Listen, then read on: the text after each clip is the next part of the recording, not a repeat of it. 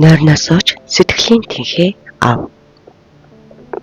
Хэрэв та нойрондоо хоногт 6-аас 100 цагийг зарцуулдаг амьдралын хэвшилтэй бол бие сэтгэлээ бүрэн эзэмтэн гэж юу байдгийг ч мартсан байж таарна.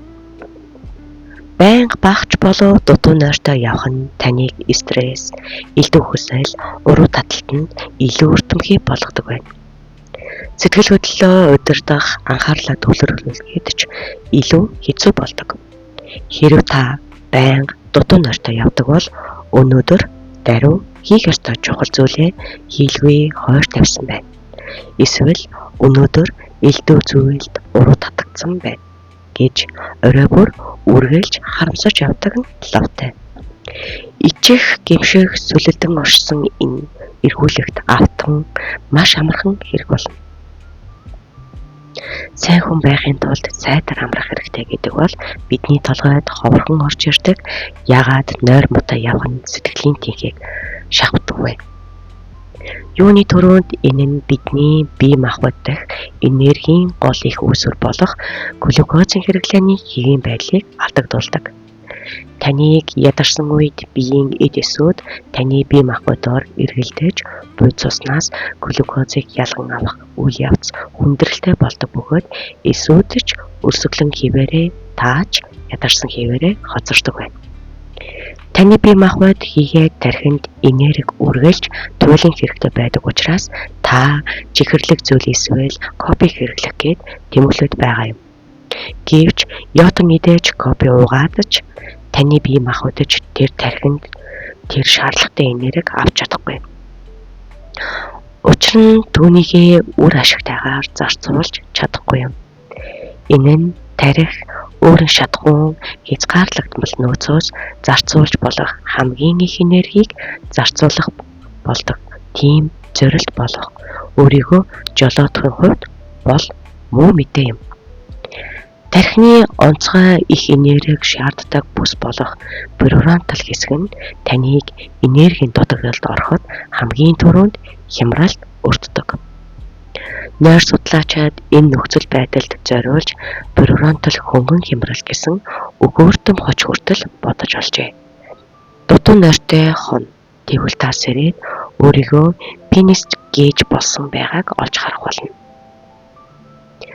Түр зургийн чиглэлээ түүнийхтэй төстэй тархины хямралтай босч ирэх болно. Тэр нь юу вэ гэхээр түргэн уур уцаар өөрийгөө барь захирч чадахгүй стресстэн гэсэн утгатай. Нойр дутуу яваад байвал та нэг л өглөө хэдий түр зургийн чиглэлээ өнөг тархины хямралтай пенис гэж болж сэрэх болно. Туршилтуудаас харахад дутуу нойртой явсны үр дүн нь хөнгөн согтолттой ижил байдаг бөгөөд энэхүү байдал нь өвд тавих хяналт сулрахад хүргэдэг ажээ. Тархины префронтал хэсгийн үйл ажиллагаагаа суларчулмаар тархины бусад хэсгүүдийн хянах чадвараа гэдэг гэсэн үг. Таныг стрессээ даван гарч хүслээ төвчдөг болгохын тулд тархины префронтал хэсэг нь төгшөөр зарлах мэдээллийн системийг тайвшруулдаг юм. Гэвч нэг шөнө нойр дутуу хоноход л тархины эдгээр бүсүүдийн холбоо алдагддаг юм. Ингээд хараа хяналтгүй үлдсэн мэдээллийн систем нь ердөө өдөр тутмын ачааллын үедч хэрэгс гэдэрсэн туйлын хариу үйлдэлийг өгдөг ажээ. Хүний бие махбод нь тулалт эсвэл зүгт гэсэн горимд гацааж их хэмжээний стрессийн гормон ялгаруулж зүрхний хэмнэлийн говьсамтгай шинжийг бууруулдаг.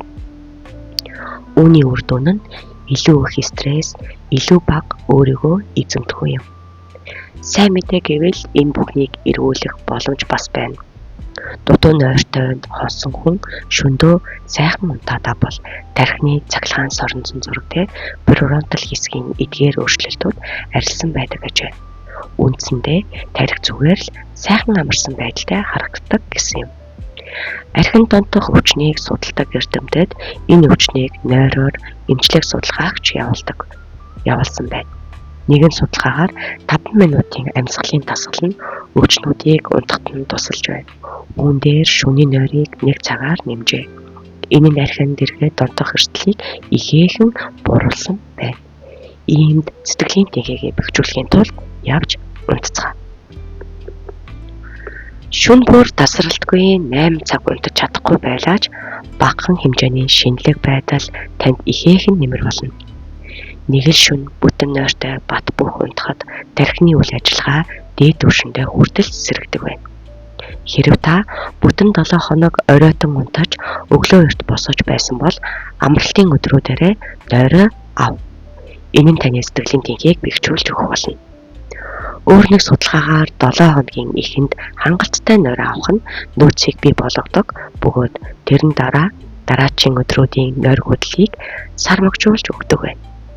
Мөн зарим туршилтаас харахад хамгийн гол нь та дараалан нийт хэдэн цаг унтахгүй явж байгаагаас л их зүйл шалтгаалдаг байна. Та ядахтаа жоохон л дуг хийгээд авбал урьд шөнө нь унтаагүй байлаач таны эмгцэгттэй байдал хувийн хяналт зэрэгдэг ажээ. Эдгээр аргуудыг туршаад үзээрэй. Нойр хөдлөлөөс сэргийлэх эсвэл түүнийгээ арилгахын тулд нөхөж унт. Нойроо базааж аваад зүрмэглээрэй. Үргэлжлэлийг сэтгэлийн тэнхээ 2 дугаар бүлгээс үргэлжлүүлэн сонсоорой. Баярлалаа.